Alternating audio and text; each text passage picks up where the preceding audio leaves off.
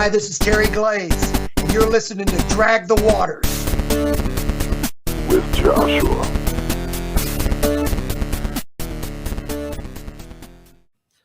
All right, guys, it is now time to drag the water some more here on the CMSPN.com, the CMSPN Podcast Network, and we are with the great Terry Date. How are you doing, Terry? I'm doing good. That's a good introduction. Great. I like it. Anyone watching or listening right now, if you own any CDs from any of your favorite bands, Terry Date's name is on it. I didn't work on it. I just put my name on it. Right. Yeah, exactly. Yeah. I mean, you go back all the way to some of my earliest favorite stuff as being Metal Church and all the way on to the new Deftones album. So you've been a staple in my CD collection. Oh, thank you. Yeah. It's a lot of fun. I mean, working with friends is an easy job. Right. I guess just a quick, do some housekeeping here on this one. What got you into producing, and what got you into that side of the music business? I started out as an engineer, so producing wasn't the first thing. I was just friends. All my friends played instruments, and I didn't have the temperament for it. So I'd be hanging out, and I wanted to do something constructive. So I'd turn knobs, and I just sort of took it from there. Now you've got a kind of a style of I don't think there's a Terry Date sound. You go into a band and you make them sound the best that they can. What is that in you that makes you do that and not just, this is Terry Date's sound and you're going to sound like how I'm going to make you sound? To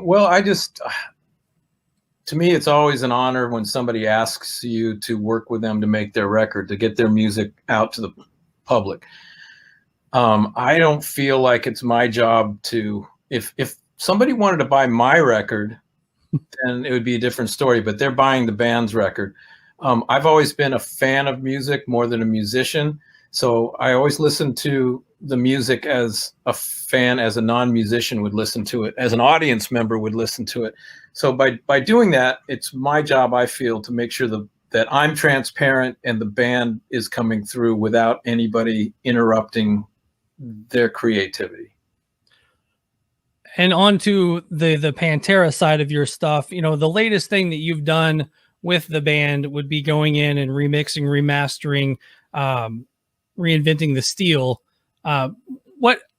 And it sounds amazing, by the way. Everybody that I've talked to that's listened to it, you brought it up a notch to where it was. So, going into that, what do you do to really dive into it? I mean, did you get the tapes and the files and just, break them down or how did you go about doing that? Well, first of all, Sterling Winfield did a great job. He's a great friend of mine, and he did an amazing job with the band. As you probably know, I couldn't keep up with the band for one more record. That's why I had to go. But I was in contact with them throughout the record.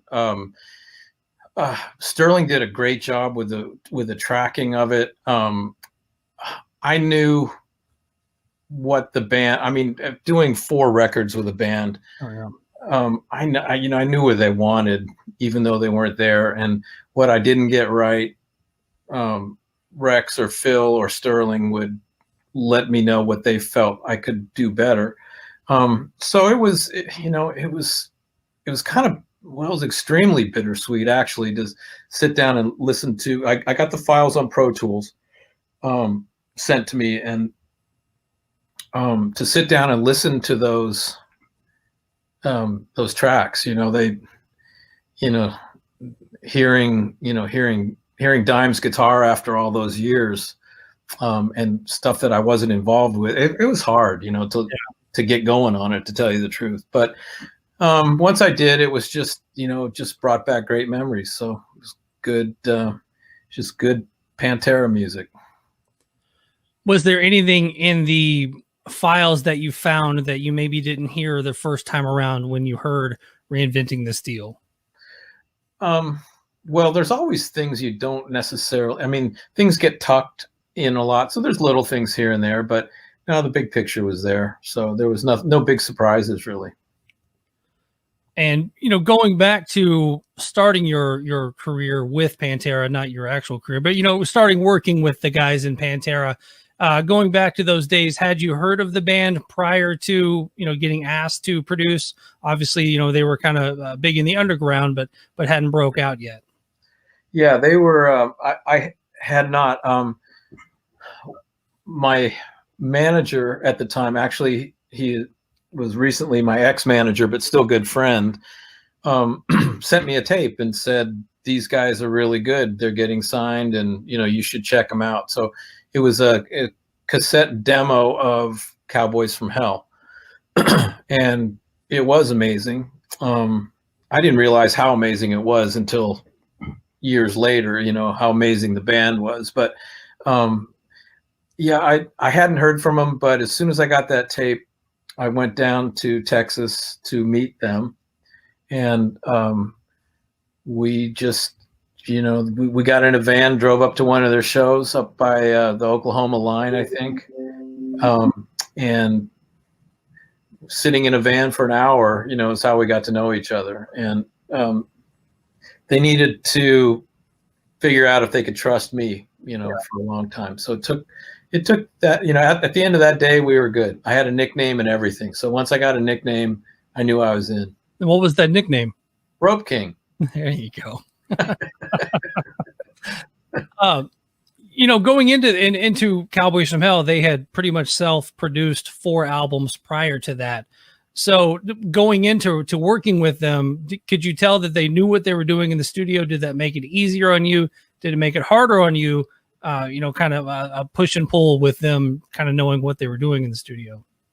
Well, you know, Vinny and Dime's dad was an engineer and had his own studio. So they grew up basically in the studio. So they knew what they were doing.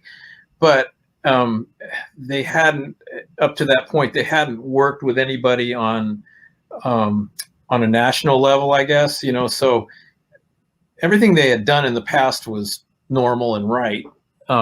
But this was, I think they were wanting to see and validate that what they knew was right. And from the very beginning, me and Vinny worked side by side. He's a great engineer. We sat together getting those sounds. You know, it was not something that I did. It was something that me and Vinny started, and then the rest of the band, I think, you know, Dime would kick in, and then Rex would come in, and then Phil would have his say on things. And I was always referencing with each one of the band members influences, things that, you know, records that they liked for their instruments. So I was always trying to find out what they liked in other bands, and then I was trying to adapt that to what they did to their band. Now, I know from my limited time in the studio, you would sit with somebody and I'm always picking someone's brain anyway. So when you first sit down with them during the Cowboys from Hell era, are they drilling you on, you know, what was it like working with Metal Church and Overkill and things like that? Probably, but I can't think of any examples. I mean, one of the reasons I think they had me, they wanted to use me is they were fans of Soundgarden. So I'm sure that they were wanting to, you know, hear some stories there. But I don't remember exactly, you know, I mean, you've seen the videos. It was kind of a wild ride from the beginning. So it wasn't a lot of sitting down and contemplating things. It was pretty reactive the whole time. As hard partying as they were, and as larger than life as they were, how were they in the studio? Were they focused and professional in the studio, and then were wild at other times, or was it just kind of wild at all times? And hopefully you got some good takes in there. They were incredibly serious, but they were wild at all times. But I mean, it was completely deadly serious to them. But when things started getting too intense, when things started to get, you know, when the fun started leaving, somebody would call for a black tooth, and so we'd all stand in a circle and, you know, have a black tooth, and then everything was fun again, you know. And so there was, It was a combination of everything. There was never a dull moment, but there was never any screwing around. Those guys were serious, about what they wanted to do. And I think Dime definitely changed heavy metal guitar. Sitting there with this, with the Dean and the Randalls and all that. Working with other guitarists before that. What was your take on his sound? The way I always work is, I wouldn't grab a guitar player and say, I like your guitar and your rig, but you should use mine, or you should use this. I always wanted, unless it was just a piece of crap. I wanted the guy. I mean, that's his sound. That's the stuff that he has pride in, like, developing that whole thing. So I never got in the way of the Randall or the Dean or anything, because that was his thing. We always attempted to try a tube amp, at least in the early days, and it never worked. He just liked the crunch of that Randall. And so really my job was not to change his sound. My job was to accurately reflect what he was hearing in front of his amp at low volumes in the control room. If I could give him that feel at a low volume in here, then when I turned it up, it would be even better. So that was the goal, try to get that. And some of the vocal performances on Cowboys from Hell are out of this world. Cemetery Gates and Medicine Man. A lot of the second half stuff where Phil's just way out of the register. Kind of go back to kind of recording that. I mean, obviously Cemetery Gates, the incredible, where Dime's doing the squeal, and then, Phil's mimicking it and stuff like that. I mean, that had to have been insane in the studio. Yeah. And I wish I could remember exactly how that all went down. I mean, it's been a long time. And like I said, it was like, those were Hunter S. Thompson years for me,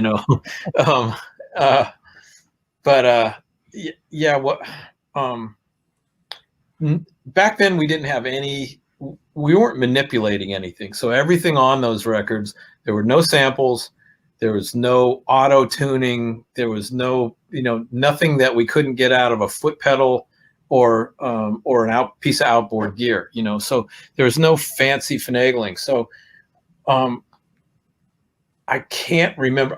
I don't remember if Phil did his vocal part and then Dime mimicked it, or vice versa. I can't remember that, but it was pretty earth shattering when he did it, because that's all Phil. That's not me manipulating tape or anything, so.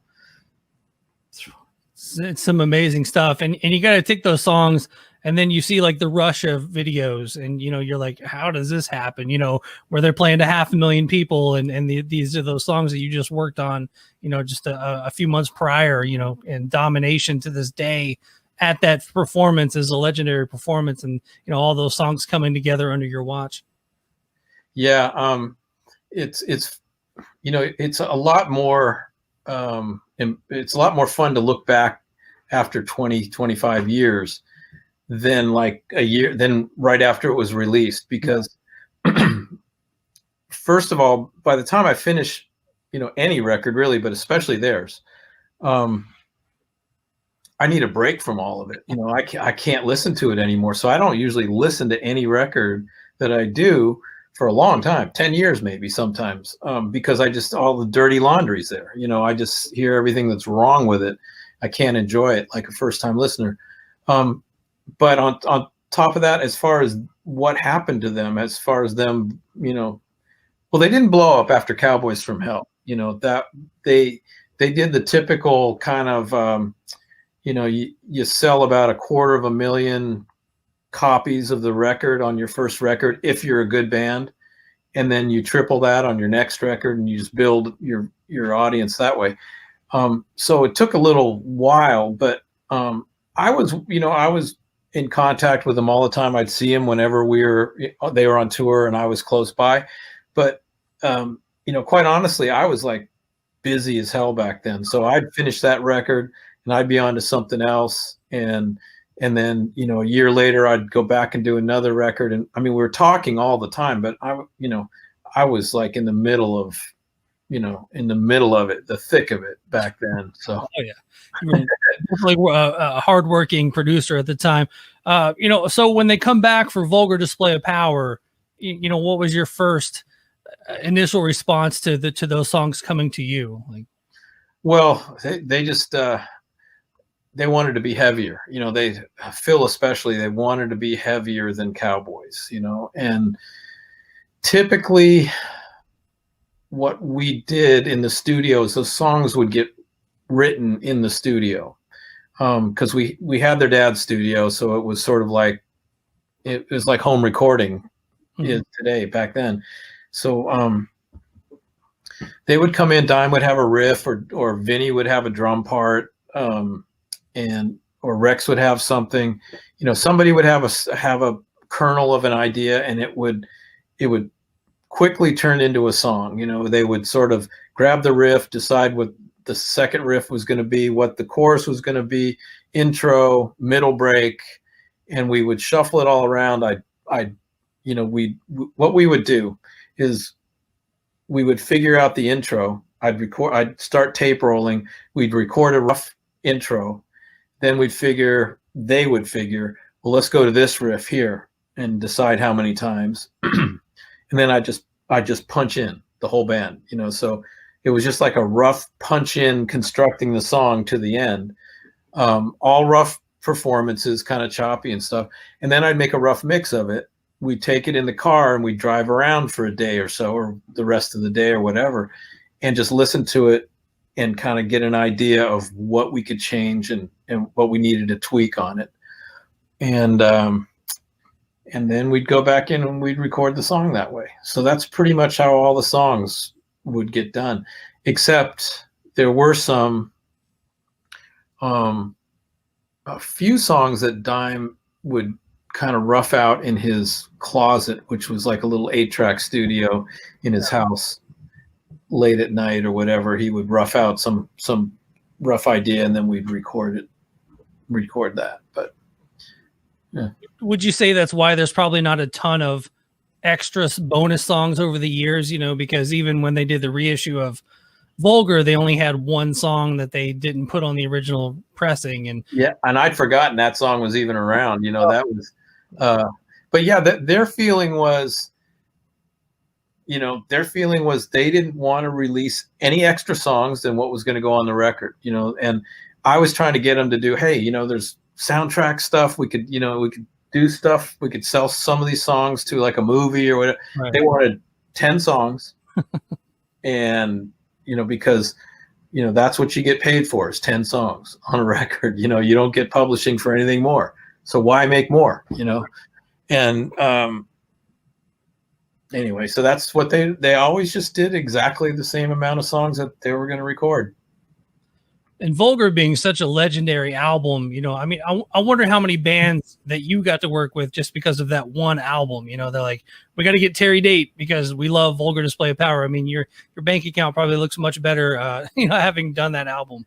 Well, yeah, absolutely, yeah, and that's the way it works for everybody who does what we do.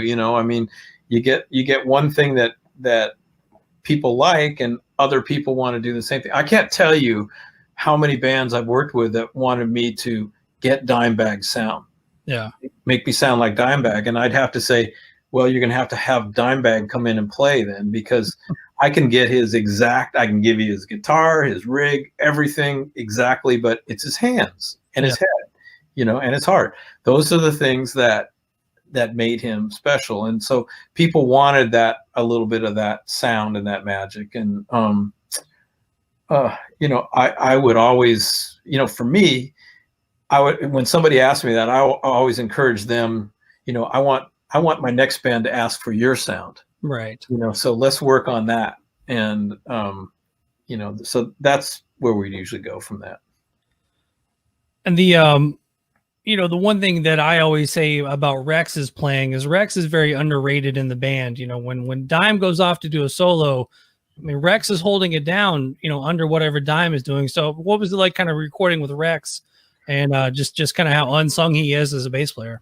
Rex, I think Rex is the best bass player, especially in the heavy in metal, of anybody I've worked with by far. I mean, he had the best tone, he had the best hands. I mean, he knew when to lay back, and he knew when to step up. His sensitivity was better than anybody I've worked with as far as bass player goes. And I mean, his tone, and it still is amazing. And when I hear him, I think I did some stuff with him not too long ago. Well, it's a little while ago, but his bass playing is just, his tone is so good. Cuts through everything. It's heavy. Anyway, I can't say enough good things about him and what he meant to that whole project, all those projects, and how good of a bass player he was. He is. So they go off. Vulgar Display of Power is obviously a big success, and then they come back for Far Beyond Driven. What are your memories of doing Far Beyond Driven? Well, I do remember the main conversation was, we have to be heavier than Vulgar. That was the goal going into it, was to be heavier, take it another notch up. That particular record, Vinny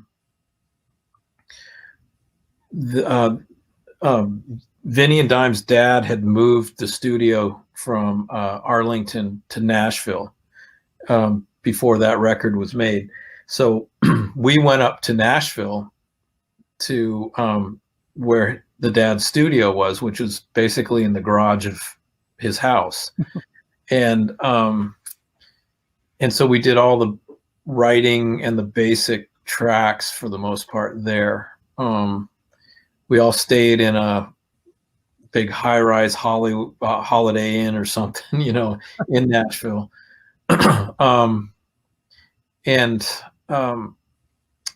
I think, I don't know what point of the record, but about halfway through, I think we still had guitars, we still had vocals to do. There was a falling out, or the guys were ready to get out of Nashville and go back to Dallas. So we went to Dallas Sound Labs, which is where we met Sterling Winfield. Let's see, and Tim.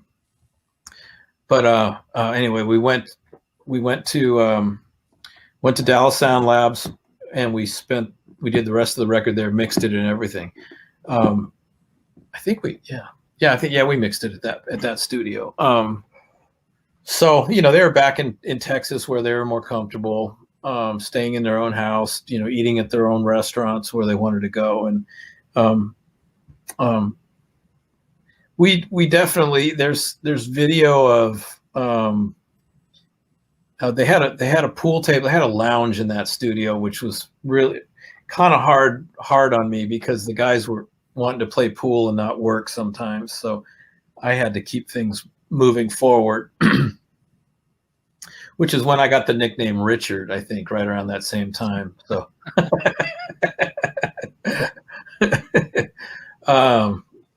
and Rex gave me one, hook back. Yeah, that's right. Cause I tend to hunch over at the board. Oh, anyway, so those are the things I remember from that one. We just the band wanted to be heavier, harder, more than Vulgar. And it took me a while to really understand that I think they might have done it, on that record. So, Vulgar was so, was such a new thing, it was so heavy and so groove oriented. It was so good when it came out that it's hard to take a notch up, but they did, I think. So one track off of one track off of Far Beyond Driven I want to talk about is Becoming, and that drum pattern. When Vinny comes to you and says, like, check this out, what are you thinking when you hear that? I was actually, I have a Polaroid, and there's other pictures I've seen of Vinny and Dime working that riff out. And Vinny's at his drums, Dime is like standing right behind him. I'm recording the whole thing. Dime had just gotten that whammy pedal, that Tech, octave pedal. so he started playing that riff, you know, that one. And then I heard Vinny's kick drum, his feet, and I'm going, what in the fuck is he doing? You know, and I had to go out and I said, play that. What are you doing? He goes, oh, this is easy. Just this foot does this and this foot does this, you know.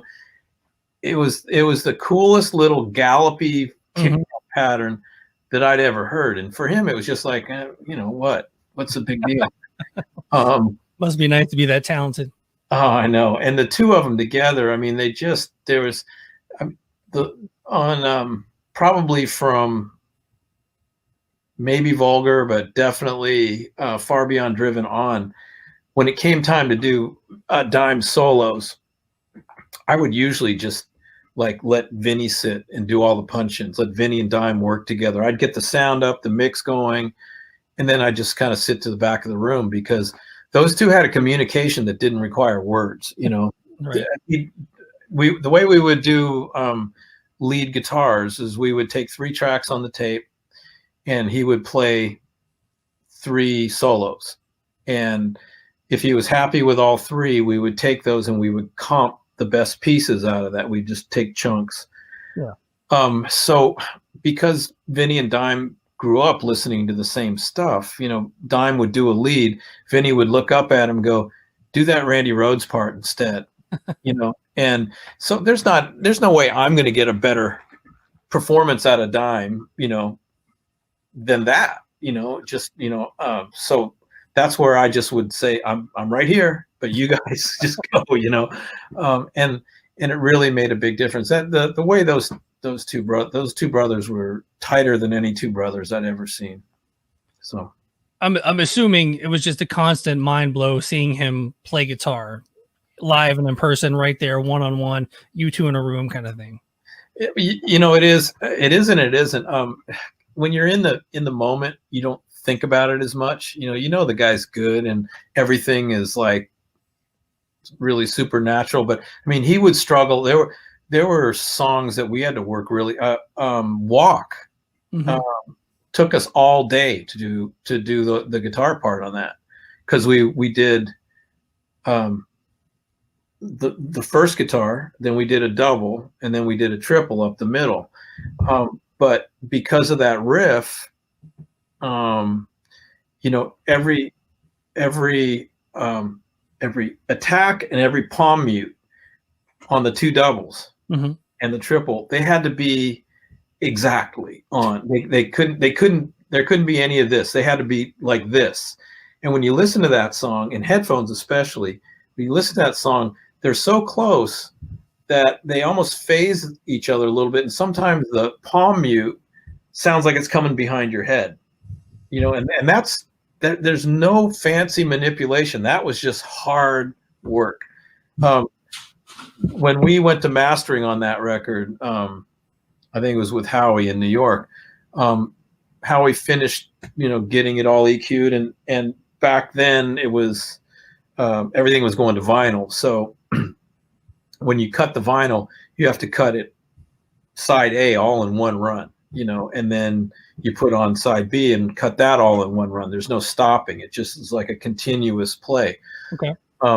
So when Howie was ready to do that, he would bring us all, we'd all come in and you know, you sit in front of him and then you just sit down and he just turns it up and he just does his thing. He cuts that side A onto a lacquer. I wasn't in there for that because I'd been in there for the, you know, helping or supposedly helping. I've been in there with Howie when we were trying to get it figured out. But they played the whole side A and side B. And when it was over, Dime comes out and he's crying, just like tears coming down. I'm going, what's the matter, man? And he said, you know, that thing was so much work. That was so hard to do that record, but it was so worth it. You know, he was so happy with it, you know, and that's that passion. He was so emotional that way.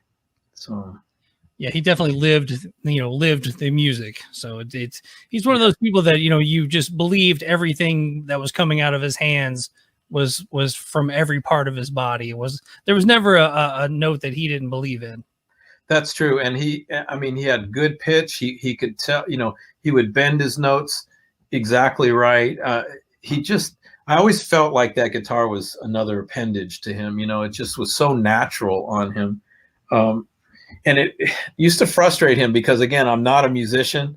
So sometimes when we were doing these things, I'd get, I wasn't keeping up with him, and he'd get frustrated. And finally he said, okay, after we're done tonight, I'm going to teach you how to play guitar. And I said, okay. So we sat down the first night. He tried to teach me Johnny Be Good or something. 10 minutes later, he goes, oh, fuck it. And we left. Drinks. So anyway, it was so natural with him. Yeah.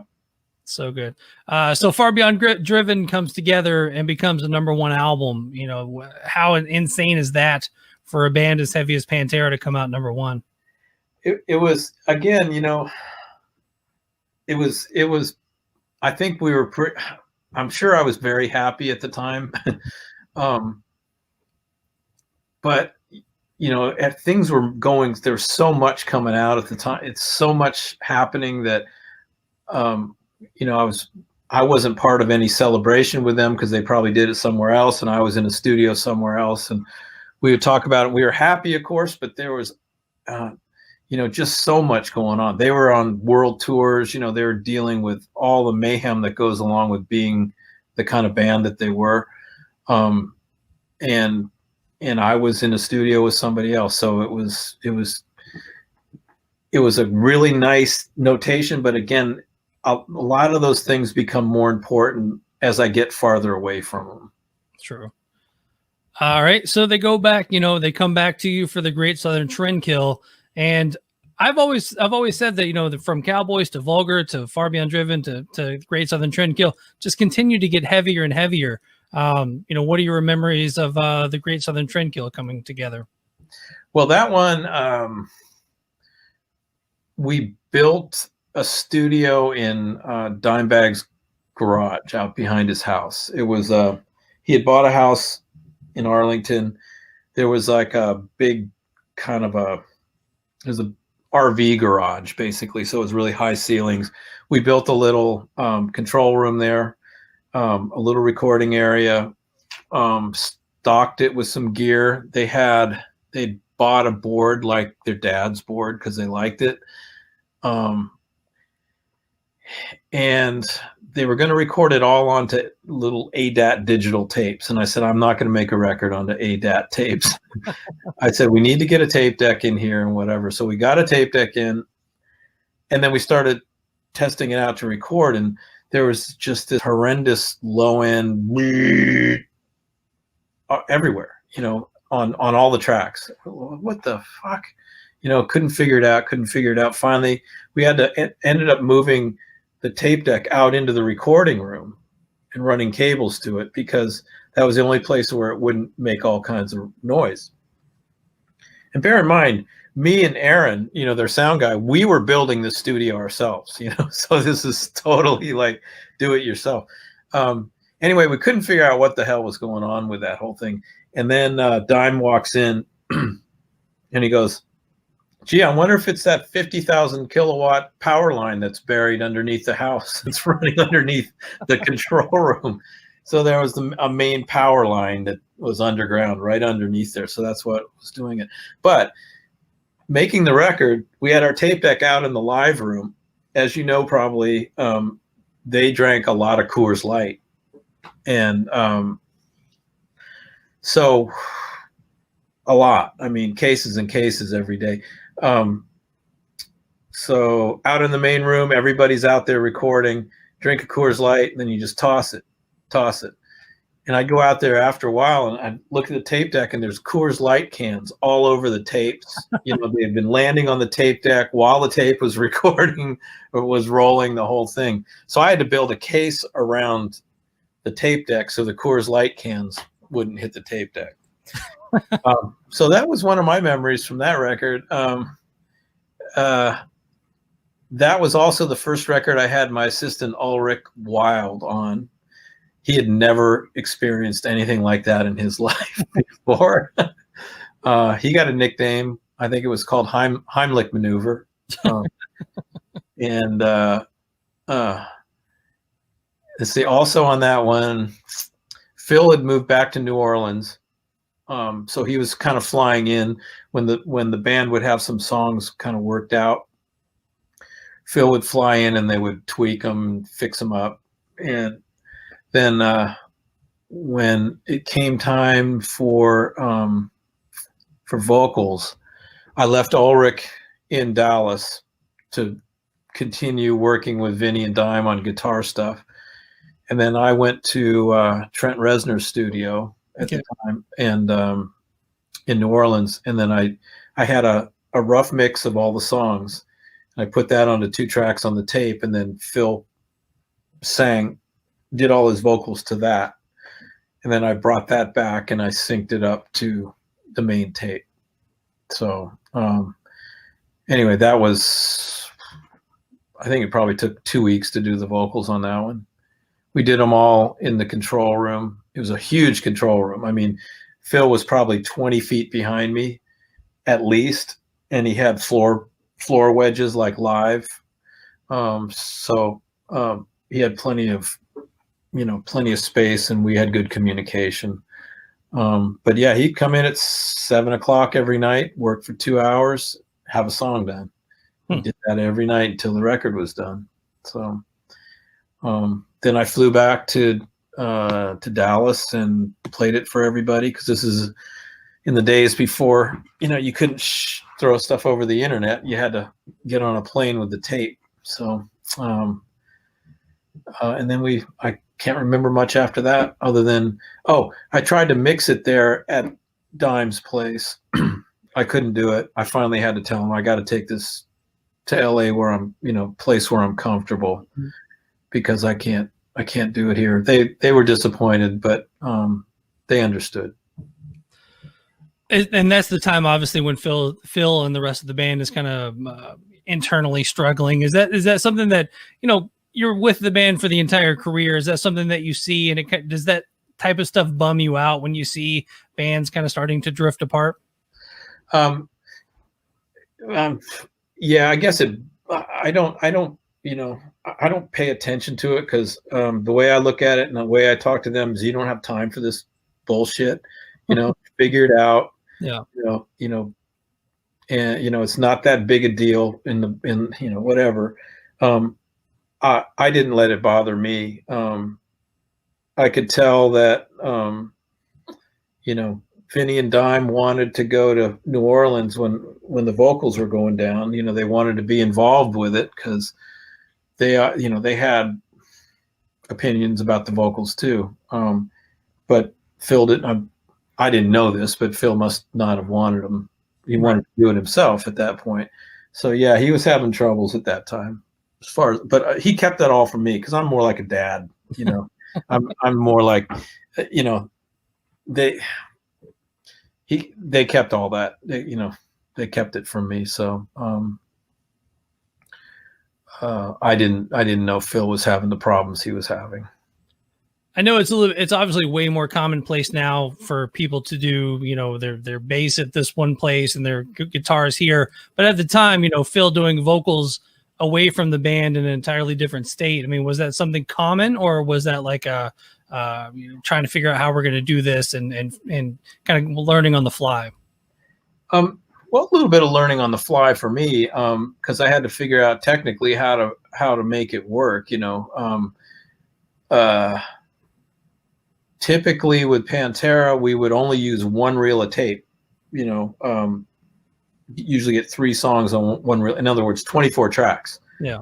I wouldn't make multiple reel. I'd keep it at 24 tracks. So I had to make sure I had a tape with, I don't even remember how I did it now, but probably had a tape with a rough mix on a couple of tracks, and then I put the vocals in, and then I synced the vocals up somehow. I can't remember how I did it now. I'd have to look at the tracks again to figure it out.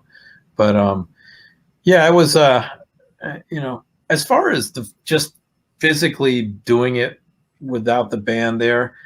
When a band's on their 4th record, that's not that unusual. They want space to do it. You know, sometimes when a band is 4 or 5 records in, they don't even want me around. You know, the singer, you know, knows how to do it. He knows how to record himself. Chris Cornell used to do that, not with me, but after me. Yeah. He would just take his stuff and record his stuff at home by himself. So anyway, it was Phil and I always got along really well. So I had a blast when I was down there working. I mean, I bet. had a good time with him. So, and just kind of, you know, once again, you know, you go into the to do the remix and remasters of the latest album. So I mean, you kind of get your hands on all of the albums, and you know, you're a part of the entire legacy of the band now and the career of the band. And just kind of looking back over your time with Pantera and the band itself, you know, obviously we're 20 plus years away now from the band. And, you know, what are your thoughts on the band now, you know, now that you can, hindsight being 2020, I guess? Well, you know, nothing that I say isn't, you know, is going to be anything that you don't know already, you know, and they're the best band in that genre, I think, you know, as far as the groove metal. And Dime is, you know, he's the best guitar player of that genre. It's hard to deny that. Vinny, incredibly underrated drummer, you know, I think he should be on the same level as Dime is on guitar. Rex should be on the same level on bass. Phil should be on the same level on vocals. I mean, those guys, you have 4 guys that are all the top guys in their on their instrument. That's pretty hard to beat. Absolutely. But as we wrap this up, I do want to sneak in a Deftones question on you. Sure. We just passed the 20th anniversary of White Pony, so I'd be an idiot not to ask you about that, because it's, you know, there were probably millions and millions of babies conceived to that record. Well, I hope they're good ones. What are your memories of doing that with Chino and the guys? Well, that was, you know, again, those guys are like family to me. You know, I just, you know, I talk to those guys still, I don't know, 2-3 times a month, maybe more. When we were doing the record here in the last year, you know, we spent a lot of time together. But that record, every record with those guys is special because they're family, you know. I don't know if you can see, but over in the corner, see if I can do this. It's all backwards, right? There, that second picture. That's my daughter when she was 1.5 years old. Yeah, maybe 2 years old, sitting behind Abe's drums during the White Pony sessions. Oh, that's amazing. So my daughters, you know, they grew up with the Deftones guys. They had nicknames for them. I still talk to, you know, they're still just like family. So making that record was kind of, the band was sort of fighting a lot during that record. You know, that was their 3rd record, I believe. Yeah. And that's usually the time when, you know, we've been on the road together a lot, you know, a lot of external pressures going on, you know, maybe drugs involved, you know, all the things that contribute to anxiety. And then you throw everybody into a heavily creative situation where you're trying to outdo your last really creative situation. Anyway, there was a lot of arguing, but with those guys, it was like brothers arguing, you know. Yeah. It would get elevated and heated, but they would always hug afterwards. So making that record was a special record. You know, we did that in San Francisco at actually it was Metallica's studio where they did a lot of their stuff, the plant. And I'd actually done another record there maybe 10 years earlier, Mother Love Bone. Oh, nice. That was the first record I did in that place. So that's kind of why I brought Deftones there, because I liked the place. So anyway, special record, you know. Oh And yeah. every record I do with those guys, it's special. They're just, you know, Chino lives a 3-hour drive away from me right now, you know, so it was easy for him to come up to my studio here, and we did second half of the record here, mixed it, everything. And you know, the rest of the guys aren't too far away either, so I talk to them or see them all the time. Fantastic. And congratulations on Ohms. I mean, that's pretty much been on tons of people's top records of 2020. So, Ohms definitely knocked it out the park. I just wish, and we all do, that those guys could have gone out and played those songs live, you know, and they will eventually, I know, but this is the first time. It's really weird to put all that time into a record and then just put it out without any kind of support, no live touring, nothing, so the fans can see the band play the songs live. It's really tough, but it was a good record. And if I'll swing around here, there's my progress board for that record still up on the wall back there. That's yeah. That's amazing. Yeah. So anyway.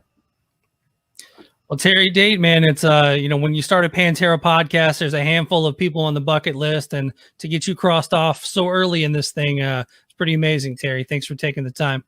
Well, thanks for doing it. I mean, it's so nice that people really appreciate all those bands, but Pantera especially, you know, that was a special one.